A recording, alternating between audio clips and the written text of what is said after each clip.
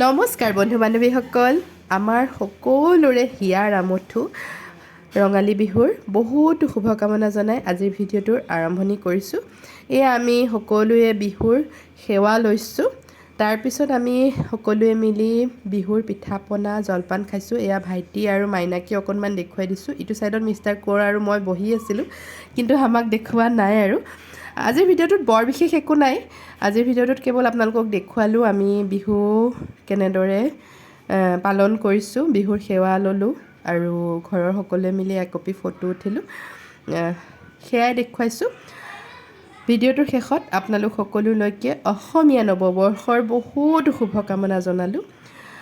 আমাৰ সকলোৰে দিনবোৰ সুন্দৰ হওক, সুখৰ হওক, সকলোৰে মনৰ আশা পূৰণ হওক তাৰেই কামনা কৰি আকৌ এবাৰ ৰঙালী বিহুৰ বহুতো শুভকামনা জনাই আজিলৈ আহিছোঁ। নমস্কাৰ।